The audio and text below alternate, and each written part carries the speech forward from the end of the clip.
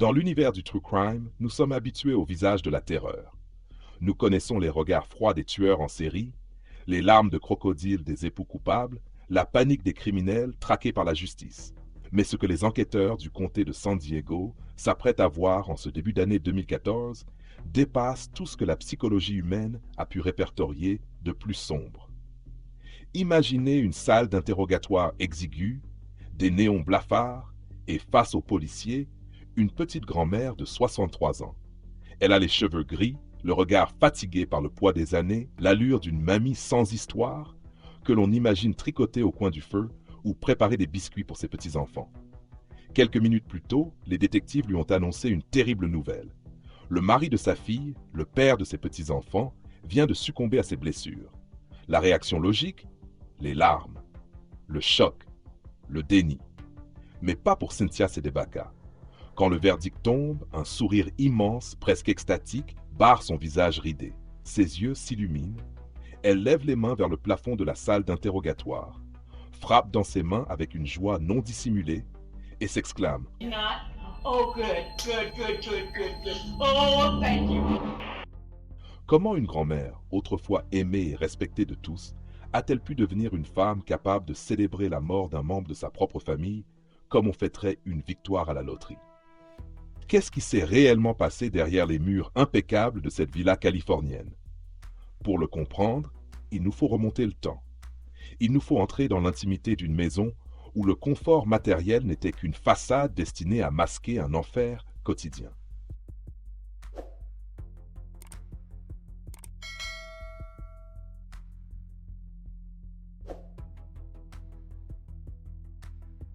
Tout commence par un geste d'amour familial.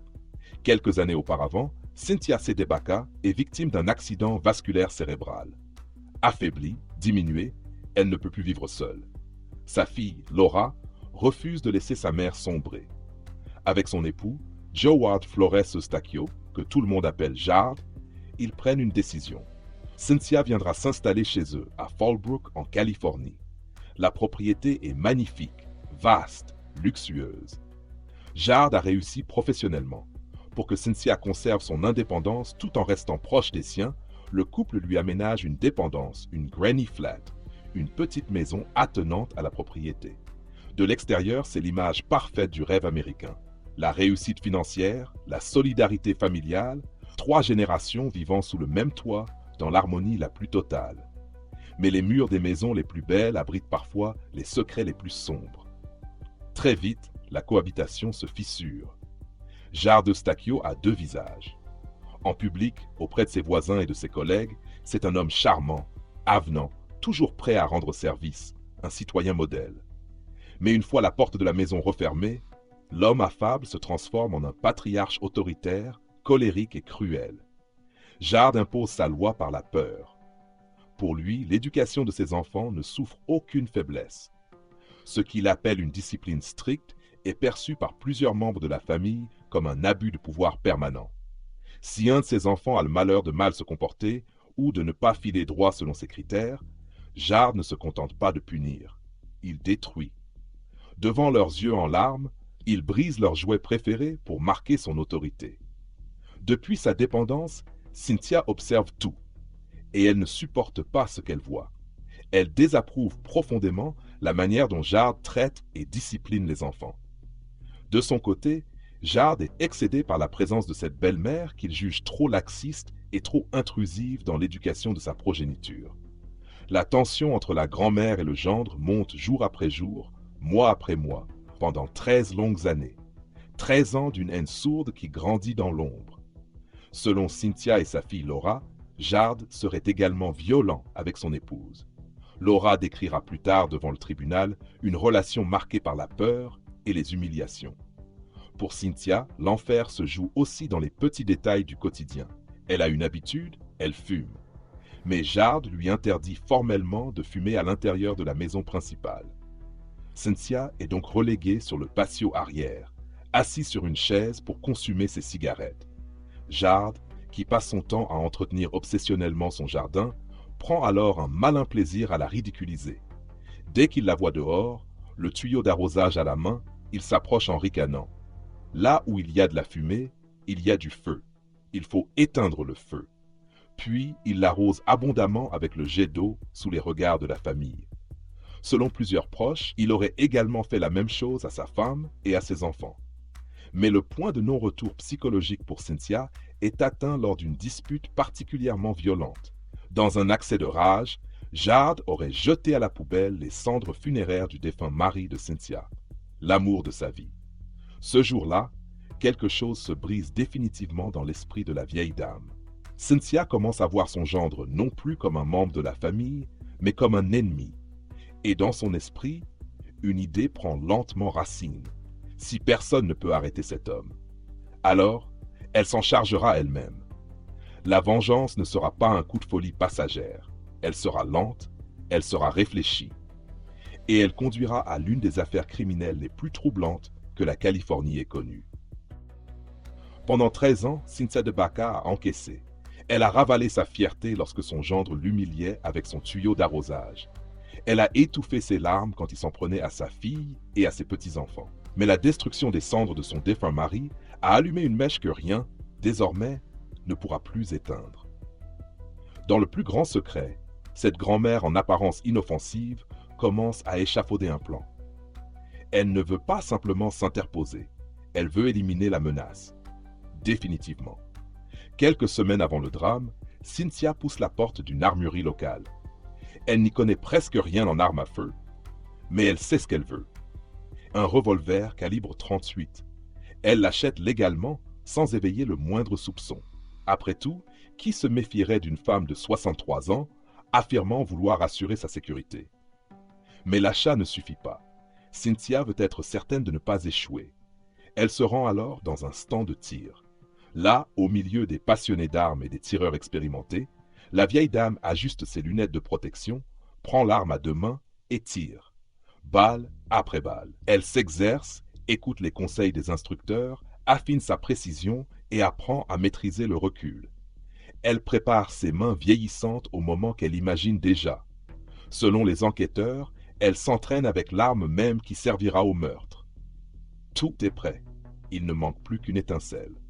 Cette étincelle jaillit le 11 février 2014. Ce jour-là, l'ambiance devrait être à la fête. C'est le 63e anniversaire de Cynthia. La famille se prépare également pour un événement important. Sa petite fille doit participer à un concours d'orthographe, un spelling bee. C'est un moment de fierté familiale. Cynthia s'habille dans sa dépendance et rejoint la maison principale. Mais Jard est là. Fidèle à ses habitudes, il scrute sa belle-mère des pieds à la tête. Son regard est chargé de mépris. Puis, il lui lance une remarque qui va tout faire basculer. Selon Cynthia, il lui dit qu'elle ne peut pas sortir ainsi et qu'elle a l'air ghetto. Pour Jard, ce n'est peut-être qu'une remarque de plus. Pour Cynthia, c'est la dernière. La goutte d'eau qui fait déborder un vase rempli de 13 années de rancœur. Sans crier, sans pleurer, sans répondre. Elle fait simplement demi-tour. Elle remonte calmement jusqu'à sa dépendance. Mais elle ne se dirige pas vers sa garde-robe. Elle ouvre son sac et en sort le revolver chargé. Le poids froid du métal dans sa main valide une décision prise depuis longtemps. Puis elle redescend. Jard se trouve sur le patio extérieur. Il ne se doute de rien. Puis Cynthia apparaît. Elle lève son arme et presse la détente. Un coup de feu déchire le calme du quartier. Puis un deuxième, un troisième, un quatrième, un cinquième. Jard s'effondre, touché, blessé, mais toujours vivant. Le revolver est vide.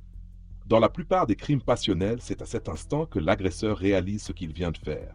Mais pas Cynthia. Sa colère est froide, calculée, méthodique. Elle tourne les talons, marche jusqu'à sa voiture, ouvre une boîte de munitions qu'elle y avait laissée, puis recharge soigneusement son arme, une balle, puis une autre, jusqu'à remplir les 5 chambres du barillet. Elle revient. Jard rampe dans une tentative désespérée pour sauver sa vie. Une traînée de sang marque son passage. Cynthia s'approche et tire à nouveau. 5 nouveaux coups de feu. Mais elle n'a toujours pas terminé. Une deuxième fois, elle retourne à sa voiture. Une deuxième fois, elle recharge son arme. Puis elle revient vers son gendre. Cette fois, il a réussi à atteindre l'intérieur de la maison. Il tente de se réfugier dans la cuisine. Selon l'accusation, Cynthia poursuit son avancée et tire encore jusqu'à vider totalement son arme. Au total, 15 coups de feu sont tirés. 12 atteignent leur cible selon plusieurs comptes rendus du procès. L'attaque aura duré plusieurs minutes. Quand tout s'arrête enfin, Jawad Jard Eustachio gît sans vie sur le sol. L'homme que Cynthia considérait comme le tyran de la maison est mort. Ce qui se passe ensuite est peut-être encore plus troublant. Cynthia Seydebaka vient de commettre un meurtre. Elle ne tente pas de cacher le corps. Elle ne cherche pas à effacer les preuves. Elle ne prend même pas la fuite. Elle monte simplement dans sa voiture et décide de poursuivre sa journée, comme si de rien n'était. Son premier arrêt est un restaurant Denny's. Elle s'installe, commande son petit déjeuner et mange tranquillement. Une fois son repas terminé, elle reprend la route. Direction le casino Pechanga. Là, elle échange de l'argent contre des jetons et passe du temps à jouer aux machines à sous. Et Cynthia paraît étrangement sereine, comme si elle venait de se débarrasser d'un poids qu'elle portait depuis 13 ans. Plus tard, elle s'arrête acheter des cigarettes, puis rejoint son café préféré. C'est là que sa journée s'achève. Assise tranquillement avec sa boisson chaude, elle aperçoit les voitures de police arriver. Les gyrophares illuminent les vitres de l'établissement. Les agents entrent. Elle ne tente pas de s'enfuir. Elle ne résiste pas. Elle ne proteste pas. Elle tend les mains et se laisse menotter avec le calme d'une femme convaincue d'avoir accompli ce qu'elle était venue faire. Lorsqu'elle est conduite dans les locaux du shérif du comté de San Diego, Cynthia Kedebaka n'a pas l'air d'une criminelle. Elle a l'allure d'une femme âgée, fragile, un peu perdue, qui vient de passer l'après-midi au casino pour son anniversaire. Les enquêteurs s'installent face à elle. Ils savent que Jawad Jard Eustachio a été retrouvé mort dans un bain de sang, le corps frappé par de multiples balles. Ils savent aussi que la relation entre Cynthia et son gendre était désastreuse, mais ils veulent comprendre exactement ce qui s'est passé. Au début, Cynthia tente de jouer la confusion. Elle prétend ne pas comprendre pourquoi elle se trouve là. Mais le détective décide rapidement de poser les cartes sur table. Il la regarde droit dans les yeux et lui annonce « Malheureusement, le mari de Laura est décédé ». Cynthia laisse échapper un bref « Hein ?» Puis le silence s'installe. Les policiers lui expliquent qu'ils doivent comprendre les événements de la matinée. C'est à ce moment précis que le masque commence à tomber. La confusion disparaît. La vieille dame fragile laisse place à une femme qui ne semble plus vouloir cacher ce qu'elle pense réellement. Lorsque le détective lui demande ce qu'elle pensait de Jard, Cynthia ne cherche plus à dissimuler son ressentiment. Elle lève la main et fait un geste sans équivoque. Un pouce tourné vers le bas. C'est un grand pouce vers le bas. Il n'aimait rien. Puis la parole se libère. Cynthia raconte ce qu'elle décrit comme 13 années de souffrance. Elle dépeint un homme autoritaire, colérique et humiliant envers sa famille. Elle évoque les disputes, les tensions permanentes et les épisodes qui, selon elle, ont transformé la maison en prison psychologique. Le détective écoute attentivement, puis il pose une question simple. Est-ce que quelqu'un a essayé de l'arrêter? La réponse fuse immédiatement. On ne pouvait pas l'arrêter. Le policier poursuit. On dirait bien que quelqu'un a dû le stopper. Cynthia répond alors « C'est moi qui l'ai fait. C'est moi. Je suis coupable. Quelqu'un devait l'arrêter et je l'ai fait. » L'aveu est total, direct, sans détour, sans tentative de justification juridique. Elle ne nie rien, elle revendique son acte. Puis elle pose une question qui semble l'obséder depuis le début. Est-ce qu'il est mort? Le détective répond « C'est vous qui me le dites. » Cynthia baisse légèrement la tête, puis déclare « Il doit être mort. Je pense qu'il est mort. Je l'espère. » Ce qui frappe les enquêteurs, ce n'est pas seulement l'aveu. C'est la façon dont Cynthia raconte les faits. Sa voix reste calme, presque détachée. Elle décrit comment elle a sorti le revolver de son sac à main et ouvert le feu. Je lui ai tiré dessus, mais ce n'était pas assez. Elle explique qu'après les premiers tirs, elle a vu Jard tenter de s'échapper. Blessé, il essayait de se mettre à l'abri. Cynthia raconte alors être retournée à sa voiture pour récupérer davantage de munitions. Elle recharge son arme, revient, tire à nouveau, puis recommence encore une fois. Le détective cherche à comprendre son état d'esprit. Il lui demande « Est-ce que vous avez vérifié s'il respirait encore ?» La réponse tombe immédiatement « Je m'en fichais ». Pour Cynthia, le sort de son gendre était déjà scellé. Elle affirme également qu'après les tirs, Elle est allée prendre son petit déjeuner, puis jouer au casino, comme si cette journée n'était qu'un anniversaire ordinaire. Le détective lui pose une question. « Vous vous sentez mal pour ce que vous avez fait ?»« Non. »« Vous le referiez ?»« Oui. »« Est-ce qu'il est mort ?» Le détective décide alors de répondre. « Il est mort. » Puis Cynthia éclate de joie.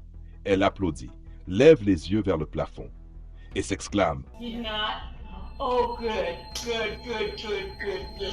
Oh, thank you. » Les enquêteurs restent stupéfaits.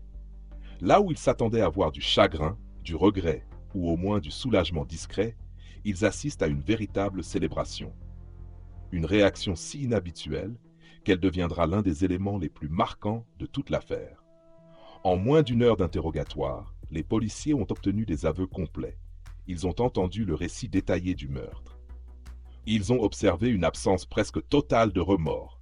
Et ils ont vu une femme se réjouir ouvertement de la mort d'un homme. L'enquête criminelle est pratiquement terminée. Cynthia Sedebaka sera inculpée pour meurtre. Mais pour la famille Eustachio, le cauchemar est loin d'être fini. Car désormais, deux vérités inconciliables vont s'affronter devant un jury. D'un côté, celle d'une grand-mère qui affirme avoir éliminé un tyran. De l'autre, celle d'un homme mort sans procès, exécuté dans sa propre maison. Et c'est au tribunal que cette guerre familiale va atteindre son point culminant.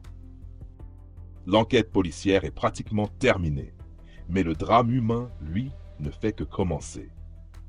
Dans les couloirs du commissariat, les détectives organisent une rencontre entre Cynthia et les membres de sa famille. Laura, sa fille, ainsi que plusieurs proches arrivent encore sous le choc. Lorsque Laura entre dans la pièce, l'émotion est immédiate. Elle pleure. Sa voix se brise. Toute la violence de cette journée semble s'abattre sur elle d'un seul coup. Face à cette détresse, Cynthia paraît étonnamment calme. Les détectives notent son absence apparente de remords. Puis vient l'un des moments les plus douloureux de toute l'affaire. Une de ses petites filles s'approche. Cynthia tente un geste d'affection. « Viens m'embrasser », mais l'adolescente refuse. La jeune fille est incapable de dépasser ce qu'elle vient d'apprendre. Son père est mort, et la personne qui a tiré est sa propre grand-mère. D'un côté, une femme convaincue d'avoir débarrassé ses proches d'un homme dangereux. De l'autre, des enfants qui viennent de perdre leur père. Quelques heures plus tard, un échange avec un détective viendra renforcer l'image troublante que Cynthia laisse derrière elle. L'enquêteur lui demande si elle prie. Cynthia répond qu'elle ne prie habituellement jamais. Puis elle explique que la seule chose qu'elle ait demandé à Dieu concernait son gendre. Selon les retranscriptions de l'interrogatoire, elle reconnaît avoir prié pour qu'il meure. Une déclaration qui ne fera qu'alourdir la perception de sa préméditation. 3 ans plus tard, en janvier 2017, le procès de Cynthia Debaka s'ouvre devant un tribunal du comté de San Diego. Le débat n'est pas de savoir qui a tiré. Cynthia a reconnu les faits dès son arrestation. La question est tout autre. Pourquoi a-t-elle tiré? La défense tente alors de convaincre les jurés que cette affaire ne peut pas être comprise sans examiner les années de tension qui ont précédé le drame. Les avocats invoquent notamment le syndrome de la personne battue et l'environnement de violence psychologique décrit par Cynthia et sa fille. À la barre, Laura prend une position particulièrement difficile. Elle témoigne en faveur de sa mère. Elle décrit un mari autoritaire. Elle affirme avoir subi des humiliations et des violences au cours de son mariage. Pour la défense, Cynthia aurait fini par craquer après 13 années de peur, de colère et d'impuissance. Selon cette thèse, le meurtre serait l'aboutissement tragique d'années d'abus. Mais l'accusation répond avec une chronologie particulièrement difficile à contester. Les procureurs rappellent que Cynthia a acheté un revolver environ 2 semaines avant les faits. Ils montrent qu'elle s'est rendue dans un stand de tir pour apprendre à utiliser son arme. Ils soulignent qu'elle avait préparé des munitions supplémentaires dans sa voiture. Puis, ils diffusent la vidéo de son interrogatoire. Les jurés découvrent alors les images qui feront le tour des médias américains. Ils voient Cynthia applaudir lorsqu'elle apprend la mort de son gendre. Ils l'entendent déclarer qu'elle recommencerait si elle en avait l'occasion. Ils l'entendent également raconter comment elle a rechargé son revolver à 2 reprises pour continuer à tirer sur un homme déjà blessé. Pour l'accusation, ces éléments démontrent clairement la préméditation. Selon le procureur, il ne s'agit pas d'un acte de défense immédiate. Il s'agit d'une exécution volontaire. Le débat devient alors autant moral que juridique. Un homme violent peut-il être tué sans procès? Une personne peut-elle décider seule qu'un autre mérite de mourir? Les jurés devront répondre à ces questions. Après plusieurs semaines de débat, le verdict tombe. Le jury reconnaît Cynthia Kedebaka coupable de meurtre au premier degré. La préméditation est retenue. Cynthia est condamnée à 50 ans de prison à perpétuité. À 65 ans, cette condamnation équivaut pratiquement à une peine de prison à vie. Elle sait qu'elle ne retrouvera probablement jamais la liberté. Aujourd'hui, l'affaire Cynthia Kedebaka reste l'un des dossiers criminels les plus déroutants de l'histoire récente de la Californie. Derrière les murs de sa prison, loin de la propriété de Fallbrook où tout a basculé le 11 février 2014, Cynthia purge une peine qui équivaut vraisemblablement à la prison à vie. L'homme qu'elle considérait comme la source de tous les malheurs de sa famille n'est plus là. Geoward Jarde Stachio est mort sur le sol de sa propre maison. Mais la question qui demeure est simple. Qu'a réellement gagné Cynthia? Car si un homme a perdu la vie ce jour-là, une famille entière a été brisée. Laura a perdu son mari, puis elle a vu sa mère partir en prison. Les enfants ont perdu leur père, et ils ont également perdu leur grand-mère. Les années de tension, les accusations de violence, le meurtre, le procès et la condamnation ont laissé derrière eux une famille profondément divisée. Aucune décision de justice n'a pu effacer ce qui s'est passé. Aucun verdict n'a permis de réparer les blessures. Lorsque les coups de feu ont cessé, le silence est revenu dans la maison de Fallbrook. Mais les conséquences de cette journée continuent encore aujourd'hui de résonner dans les mémoires. Certains voient en Cynthia une femme âgée qui pensait protéger sa famille après des années de conflits et de tensions. D'autres voient une meurtrière qui a planifié l'exécution d'un homme et qui s'est réjoui de sa mort quelques heures plus tard. Lorsqu'un individu décide lui-même qu'il mérite de vivre ou de mourir, il franchit une frontière dont il est presque impossible de revenir. C'est précisément ce qui rend cette histoire si tragique. Car même si Cynthia considérait son geste comme une délivrance, le résultat final est celui que l'on retrouve dans tant d'affaires criminelles. Une personne est morte. Une autre passera probablement le reste de sa vie derrière les barreaux. Et une famille entière devra vivre avec les conséquences de cette journée. Alors, après avoir entendu toute cette histoire, une question demeure. Selon vous, Cynthia Kedebaka était-elle une grand-mère poussée à bout par des années de souffrance ou une meurtrière qui a décidé de rendre sa propre justice? Dites-moi ce que vous en pensez dans les commentaires.